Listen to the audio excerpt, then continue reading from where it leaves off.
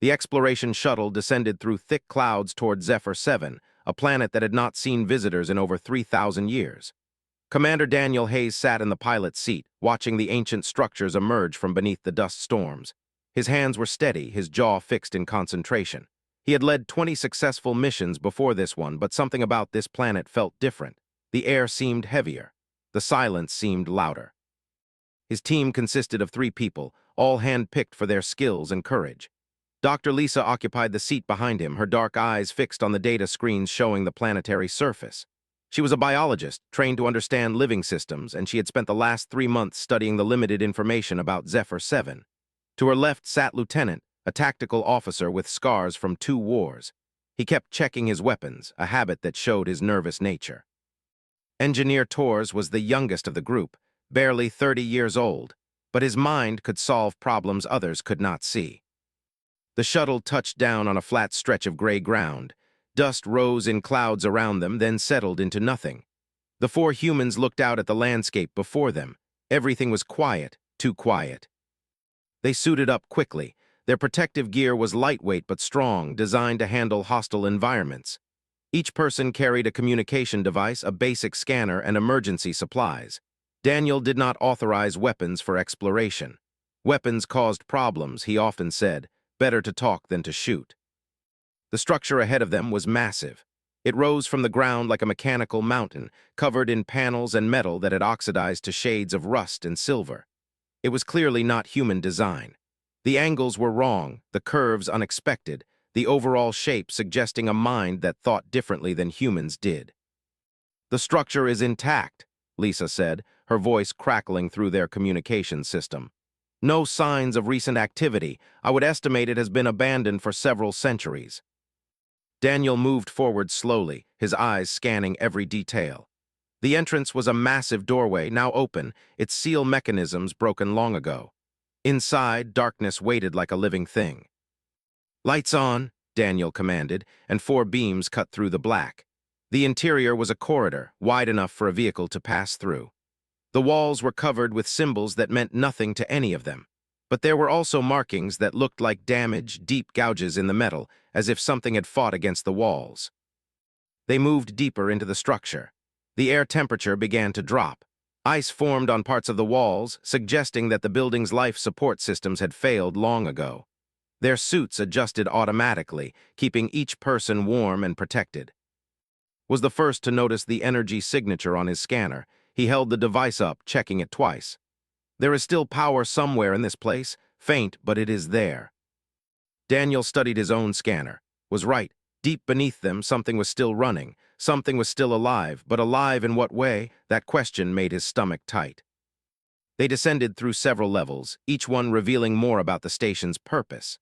They passed what appeared to be living quarters, rows of chambers carved into the rock. They found laboratories filled with equipment they could not identify. They found storage rooms packed with containers, some of them broken open, their contents scattered and destroyed. On the 5th level below the surface, they found the containment chamber. It was impossible to miss. The door was massive, larger than the shuttle they had arrived in, and it was covered in warning symbols in multiple languages, including some that were recognizably human. Not current human languages, but ancient ones. Lisa gasped when she recognized some of the markings. "These are warning systems," she said quietly. "Old technology, at least 5,000 years old, maybe older." The door had cracks running through it, large cracks, the kind that suggested something was pushing against it from the inside. Daniel could see that the seal had been damaged, probably centuries ago. Whatever had been contained behind this door, the containment was failing. Moved his hand toward his weapon, a reflex action. Daniel raised his hand, stopping him. "We do not know what is inside. We do not know if it is still alive. Stay calm." Approached the control panel beside the door.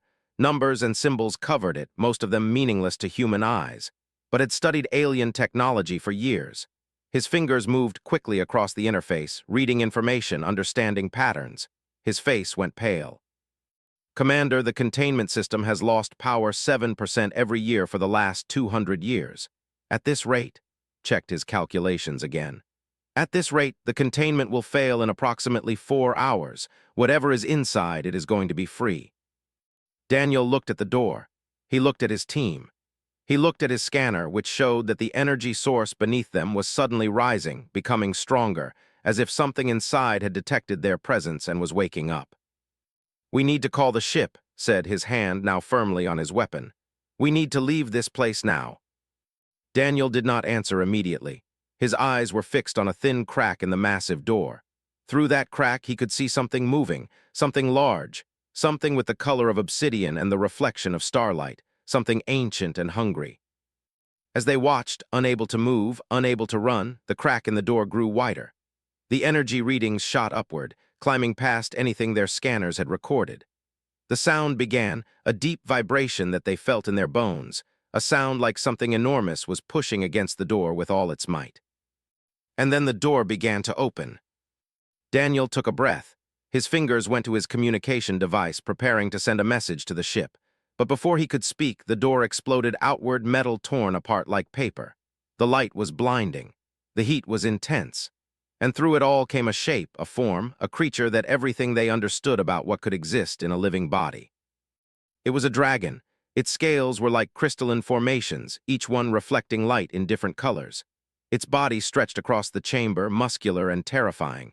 Its head was triangular, with eyes that glowed with intelligence and hunger. Its claws could tear through the metal walls of a spacecraft, and it was looking directly at Lieutenant. More specifically, it was looking at the blood that dripped from his hand. During the descent into the station, he had cut his palm on a piece of broken equipment, a small wound, nothing serious. But to the creature that had emerged from the containment chamber, it was a signal, a call, a promise of food. The dragon's nostrils flared. Its body tensed, preparing to move. Its speed, Daniel knew from his training, would be impossible to match. Whatever the creature did next would happen faster than humans could react. The dragon moved with violence that broke the sound of silence. Its body launched forward like a weapon released from a cannon.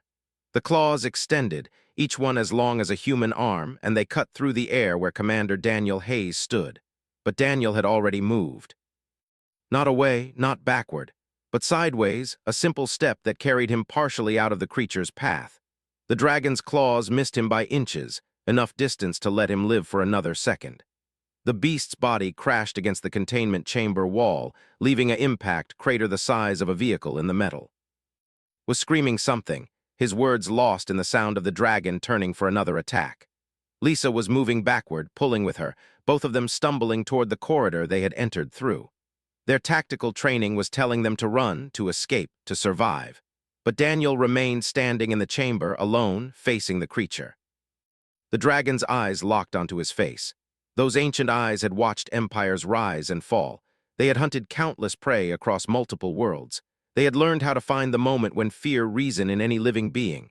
Those eyes now found something unexpected in the human commander. They found no fear. They found only awareness. Daniel raised his hands slowly, keeping his palms open, his movements smooth and deliberate. The dragon coiled its massive body, preparing for another strike. Its tail swung through the air like a whip, destroying equipment and tearing open storage containers. The creature was making space for its attack. It was hunting with purpose and patience, the way an apex predator hunts. "Stay back," Daniel called to his team without turning around. His voice was calm, controlled, the voice of a person who had made peace with death and found nothing frightening in it. "Do not attempt to help me. That is an order." Wanted to argue. His tactical training said to provide covering fire to distract the creature, to create an opportunity for the commander to escape. But something in Daniel's voice stopped him. Something in the way the commander held himself suggested that he was not trapped. He was choosing to stay. The dragon struck again. This time its approach was different. It did not attack with mindless rage. It studied Daniel's movements, learned how he shifted his weight, understood the patterns of his defense. Each second that passed was information flowing into the creature's ancient brain. Each near miss was data that helped the dragon predict the human's next movement. Daniel understood this. He had studied predator behavior in his first year of command training. Understanding prey responses was the foundation of understanding predator psychology. Predators were not stupid. They were logical beings following instincts that had kept their species alive for millions of years. The dragon was not angry. It was hungry. It was hunting. It was doing what it was designed to do. And that, Daniel realized, was the key. When the dragon coiled for another strike, Daniel did something unexpected. He did not run. He did not fight. He stood completely still and held his smile. Then he locked his eyes directly onto the creature's eyes and did something that no prey animal had ever done in the presence of this beast. He stepped toward it. The dragon froze. In the psychology of predators, this was impossible. Prey ran. Prey fought for survival with the desperation of creatures who wanted to live. Prey showed fear. Prey showed weakness. Prey showed the behaviors that activated every hunting instinct embedded in a predator's brain. But this human walked toward the dragon with complete confidence, with knowledge, with understanding, with absolute certainty that was written into every muscle of his body and every line of his face. The dragon's head tilted again, and this time the confusion was deeper. Daniel continued walking forward slowly, not threatening but present, aware, alive in a way that made the creature pause. "You are intelligent," Daniel said softly, speaking words that the dragon could not understand but whose tone carried meaning. "You are powerful. You have been alone for thousands of years, but I am not here to hunt you. I am not here to keep you locked away. I am here to look at you and see what you really are, not what fear tells me you are." He stopped walking 10 meters from the creature's head. The dragon was close enough now to kill him in a fraction of a second. Its jaws could close around his entire body. Its claws could end his life before his brain could process the pain. Every instinct the creature had was telling it to strike, to feed, to claim victory. But something else was also telling the dragon to wait. And Lisa had moved to the corridor entrance, had his scanner still active, and the readings were changing. The dragon's energy signature was becoming less erratic, more stable. Its breathing pattern was changing. Its body language was shifting from attack mode to something else, something that had no name in human science. Daniel continued to speak, his voice low and steady. He spoke of freedom and choice. He spoke of understanding and respect. He did not know if the creature understood the words, but it understood the tone. It understood that this human was not speaking the language of prey. It was speaking the language of equals. The dragon circled Daniel slowly now, no longer coiled with the tension of immediate attack. Its massive body moved around the human with the curiosity of an intelligent being observing something new. It sniffed the air, catching not just the scent of blood, but also the scent of confidence, of calm, of something it had not encountered in thousands of years. It caught the scent of respect. Hours passed. The sun outside the ancient station began to move across the sky. The dragon remained in the chamber with Daniel, moving around him, studying him, learning from him. The creature did not attack again. It did not retreat to its destroyed containment chamber. It simply remained present, engaged in an interaction that made no logical sense to any predator species in the known galaxy. The message Daniel sent to the human fleet was simple and clear. Do not attack. Do not approach. A living creature has been freed. Stand by for further instructions. The response from his commanding officer was immediate, filled with confusion and demands for immediate evacuation. Daniel ignored every demand. Instead, he spent the next 4 hours learning the dragon's behavior. He learned that the creature responded to gentle movements and calm tone. He learned that it had been alone for so long that contact itself was more important than feeding. He learned that the dragon's intelligence was not human intelligence, but it was genuine, complex, and full of emotion that had been suppressed for thousands of years in solitary confinement. By the time the Zephyr Collective ship arrived at the station, Daniel had convinced the dragon to leave the containment chamber. They walked together through the corridors of the ancient structure, the human walking beside the dragon as if they were equals, as if they had always been allies. The Zephyr Collective was a species of beings made of crystalline structures themselves, though much smaller than the dragons. Their ship descended with weapons armed, their commanders expecting to find chaos and destruction. Instead, they found something impossible. They found a human walking beside the legendary, or the species that had refused their rule thousands of years ago and been imprisoned for the crime of independence. The docking bay erupted into chaos. Weapons were raised. Commands were issued in languages that neither humans nor dragons could understand. But Daniel raised his hand in the universal gesture of peace, and he spoke with a voice that carried authority across species lines. "I am Commander Daniel Hayes of the Human Exploratory Force. This creature is under my protection. Any attack on this being will be considered an act of war against human interests." The Zephyr Collective commanders were not used to ultimatums from humans. They were used to humans being small, weak, insignificant creatures who could be managed like children. But something in Daniel's voice, something in his stance, something in the way he stood beside the dragon without fear made them pause. "The Or are a threat to all civilized life," one of the collective leaders said, his translation coming through their communication systems. "They must be recaptured and sealed. This is not a matter of negotiation." Daniel looked directly at the being who had spoken. He understood that negotiation would not work with beings who had imprisoned an entire species for refusing to obey them. So instead, he told a truth that was stronger than any argument. "I have spent hours with this creature. It has not killed me. It has not attacked my team. It has done nothing but seek contact and understanding. Your people imprisoned it for thousands of years for the crime of wanting to be free. You did not seal it away because it was dangerous. You sealed it away because it refused to serve you." The dragon released a sound from deep in its chest, a vibration that passed through the entire station. It was not an attack sound. It was a sound of recognition, of pain, of memories that had been buried for finally being acknowledged by another being. Lisa stepped forward, her scanner in her hands.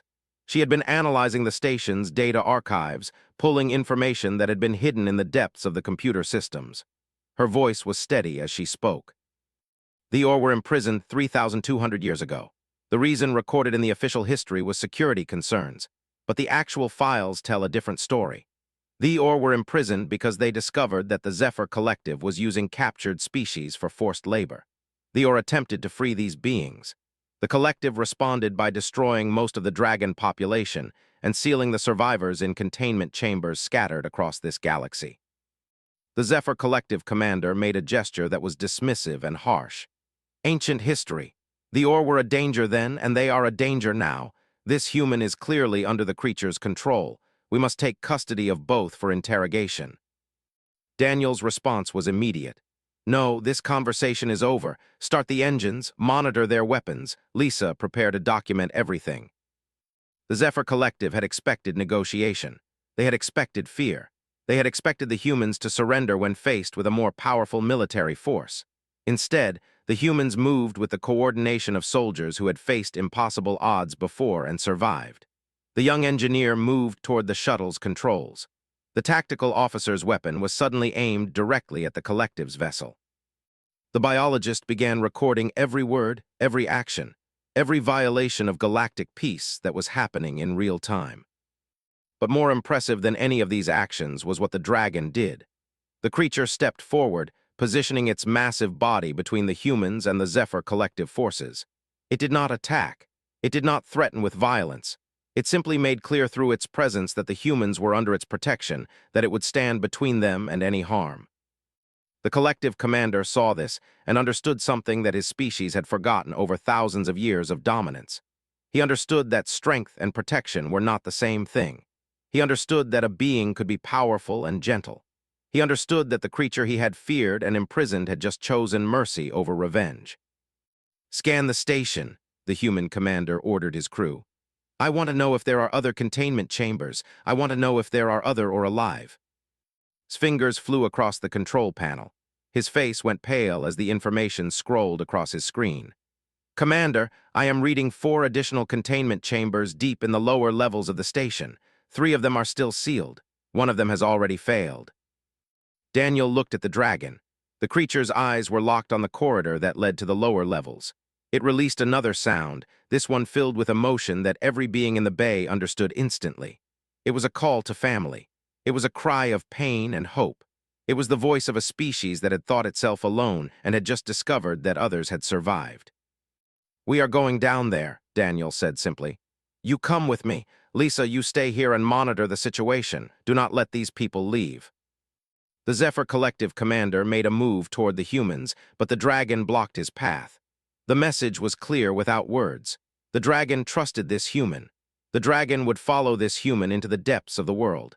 And the dragon would protect this human from any threat, no matter how powerful that threat believed itself to be. Daniel and the dragon descended into the lower levels together, with following behind. The containment chambers loomed before them like tombs, but these tombs held living beings who were about to be freed. These chambers held a species that had been written off as extinct, presumed dead, mourned by none in the galaxy. These ancient prisons were about to become doorways to a new future. The first containment chamber they found was already open. The fourth dragon had died alone in the darkness, its corpse now nothing more than crystal and memory. The dragon that had led them to this place released a sound of mourning that caused the entire station to vibrate with grief. Daniel placed his hand on the creature's shoulder and said nothing. Sometimes words only make pain worse. The second chamber was still sealed. The lock system was ancient, created by the Zephyr Collective when their technology was not what it was now. But it was still secure, still functioning, still holding back the life inside. Approached the control panel and began to study it.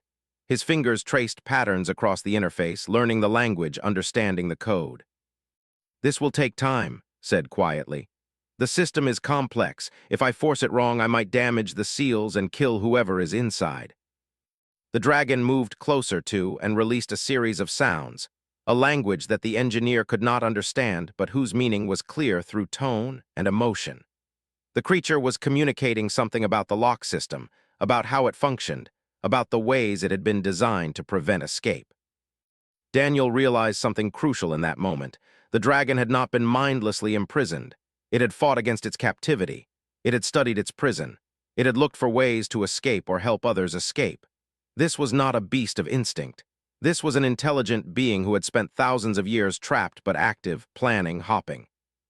"Tell me what you need," Daniel said to. "Tell me how I can help." And the dragon worked together for the next 2 hours. The engineer used simple tools and careful manipulation. The dragon used its memory of the system and its understanding of what lay beneath the ancient mechanisms. They found a way to gradually reduce the pressure on the seals without triggering the destruction protocols. They found a way to bring power to systems that had long been dormant. They found a way to give freedom to a creature that had been waiting for thousands of years. When the chamber door finally opened, a dragon emerged that was larger than the first.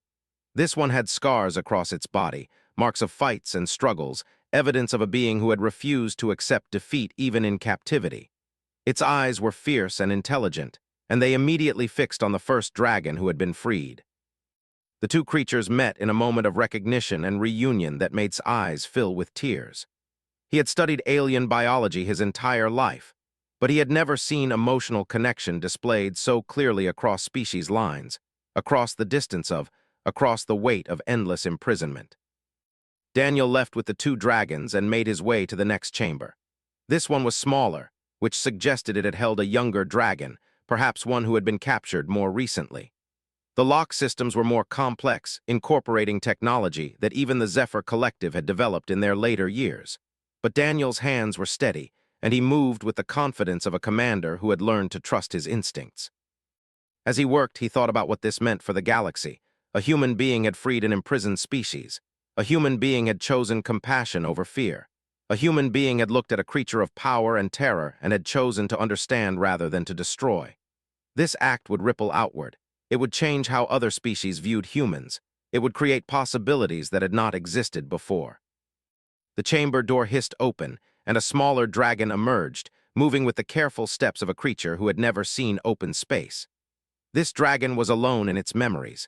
The others had been imprisoned long enough to have been part of a civilization. This one had been sealed away as an egg or juvenile, had grown in darkness, had never known the freedom of a true home. Daniel looked at this young dragon with deep sadness and deeper determination. He made a promise in that moment, a promise to himself and to this creature, and to every other being in the galaxy who had been imprisoned for the crime of being different or independent or unwilling to bow. The promises would be kept. The dragons would be free. A new beginning was starting right now in the depths of an ancient station with a human commander and the creatures he had chosen to protect. The final chamber took and all three freed dragons working together. The ancient mechanisms had become corroded and stuck, damaged by time and neglect. But with the combined strength of three dragons and the precision of human engineering, the system finally surrendered. The door ground open with sounds of protest, metal against metal, past against present. The third dragon emerged and immediately made a sound of distress. It staggered forward and Daniel caught it, stabilizing it, helping it remain upright. This dragon was weak. This dragon had been alone the longest. This dragon had almost not survived. But it was alive, it was free, and it was no longer alone. When they returned to the docking bay level, the situation had become tense. The Zephyr Collective had surrounded the human shuttle and had their weapons trained on it. Stood with his own weapon ready, his face calm despite the odds stacked against him. Lisa stood beside him, her scanner still recording every detail, her presence a silent statement that history was being documented. But what the collective commanders had not anticipated was the sight that met their eyes when the docking bay doors opened. They did not see humans. They did not see a threat. They saw 4 dragons, all of them alive, all of them freed, all of them standing in a line with a human commander at their head. The collective commander made a gesture toward his weapons. The first dragon released a sound that was not threatening but was absolutely clear in its meaning. If the weapons fired, the human would be protected. The weapons would not find their target. The dragons would ensure it. "Stand down," Daniel commanded his own forces. He walked forward alone, unarmed, standing in front of the 4 dragons. His voice carried across the entire docking bay. "Thee or have been freed from unlawful imprisonment. They are now under my protection and the protection of the human exploratory force. Any attempt to recapture them will be treated as an act of war against humanity." The collective commander realized he had been outmaneuvered, not through military strength, but through something more powerful. He had been outmaneuvered by a human commander who had the trust and protection of 4 dragons. He had been outmaneuvered by an act of compassion that had turned enemies into allies in the space of a few hours. His forces slowly, his weapons powered down, his fleet pulling back to a distance that suggested retreat rather than tactical positioning. Daniel turned to the dragons and extended his hand. The first dragon, the one he had encountered in the containment chamber, lowered its massive head. Daniel placed his palm on the creature's forehead, and in that moment an alliance was born that would change the destiny of multiple species. 6 months later, a new world had been designated as Sanctuary. It was called, named after the first dragon that Daniel had freed. The planet had been dead for centuries, abandoned by the Zephyr Collective, forgotten by everyone except Daniel Hayes, who had seen its potential and claimed it for the dragons who had nowhere else to go. Daniel stood on a cliff overlooking a crystalline valley where the 4 dragons had made their home, approached him with a gentle rumble that echoed across the landscape. The creature had grown since its freedom, had begun to heal from the deep wounds of imprisonment. Its scales had become more vibrant, reflecting light in colors that suggested joy returning to a broken spirit. Daniel placed his hand on the dragon's forehead, the same gesture he had made in the docking bay of the ancient station. The connection between human and dragon had become something that scientists could not explain but could not deny. It was not mind control. It was not dominance. It was understanding between 2 intelligent beings who had chosen each other as allies. "The Council has approved the sanctuary," Daniel told the dragon, even knowing the creature could not understand the words but understanding that the tone carried meaning. "No other species will harm you here. No one will ever lock you away again. This world is yours." Behind him, his team was building the foundations of a new civilization. Lisa had established a research center dedicated to understanding the dragon species and recovering their history from the data archives. Scientists from multiple worlds were arriving to study this unprecedented moment, to document how an alien species was being given freedom and protection by humans. Had taken command of the security operations on. He had recruited soldiers from multiple species, humans and others, all of them dedicated to protecting the dragons from any threat. The Zephyr Collective had learned that attacking this world would result in immediate retaliation, not just from dragons but from the humans who stood beside them. Tors had become something more than an engineer. He had become a bridge between human and dragon understanding, using his technical expertise to help the dragons develop technology that combined their natural abilities with human innovation. Together, they were creating things that neither species could have created alone. The young dragon, the one who had been imprisoned from its youth, had become especially close to Daniel. It followed him everywhere, learning how humans behaved, how they thought, how they expressed emotions. The creature was becoming a translator between species, a living symbol of what was possible when understanding replaced fear. On this day, Daniel walked through the crystalline caverns where the dragons were building their community. He saw them teaching their young, passing down memories of a civilization that had nearly been destroyed, but was now being restored. He saw them creating art and music and structures that blended their nature with their intelligence. The smallest dragon, the weakest one they had freed, had given birth to the first hatchling born in freedom in over 3,000 years. The egg was crystalline and perfect, and it rested in a chamber prepared by all the dragons working together. When Daniel saw this hatchling, still emerging from its egg, still wet with the fluids of birth, he understood what his sacrifice had been for. Not for gratitude, not for recognition, but for this moment, this new life, this beginning that would not have existed without his choice to smile instead of fear. The Zephyr Collective watched from a distance, trying to understand what had happened. They had lost control of an entire world. They had lost the ability to command through fear. They had lost their position of absolute dominance in this sector of space, and it had all happened because a human commander had chosen compassion. Other worlds began to request human mediators. Other imprisoned species began to hope that they might be freed, that humans would stand beside them against oppressive powers. The galactic community was shifting, changing, becoming something different from what it had been. Word came to Daniel that he was being offered a position as ambassador to multiple species. He could leave, could return to the life of politics and negotiation in the great halls of human government. But he refused. He stayed on the sanctuary world, stayed with the dragons, stayed in the home he had found among creatures that had been called monsters before they were truly understood. On clear nights, Daniel would sit on the cliff overlooking the valley and watch the dragons move through the crystalline caverns. He would watch them play and hunt and build and love. He would watch them becoming themselves again, shedding the trauma of imprisonment, reclaiming their nature as intelligent, complex, emotional beings. Would come and sit beside him. The great dragon and the small human would share the silence, a companionship that needed no words, a connection that had been forged in a moment of choice and had become deeper with every day that followed. Daniel thought often about that moment in the ancient containment chamber when he had smiled at the creature of terror and hunger. He thought about how that single gesture, that single choice to see intelligence instead of beast, had changed everything. Not just for the dragons, not just for humanity, but for the entire galaxy's understanding of what was possible when fear was replaced by understanding. One evening, as the sun set over, casting the crystalline valley in shades of gold and purple, Daniel spoke aloud words that he had been holding since the beginning. The young dragon listened, unable to understand the words but understanding the emotion. "I was afraid when I saw you," Daniel said. "I was afraid of your power and your teeth and your hunger, but I looked deeper than my fear and I saw someone who had been alone, who had been trapped, who deserved better than a cage and chains. I saw a being as intelligent and as valuable as I am. And I chose to trust that. I chose to smile. And because I smiled, everything changed." The dragon released a soft sound, almost like agreement, almost like a question, almost like forgiveness for any human who had feared it before, because the dragon understood that fear was natural when understanding had not yet come. Daniel placed his hand on his forehead for the 1,000th time since their meeting in that ancient station. He thought of the other dragons, the other species, the other prisoners, and the other worlds waiting for their moment of liberation. He thought of the Zephyr Collective and how they would slowly learn that power meant nothing when compassion was greater.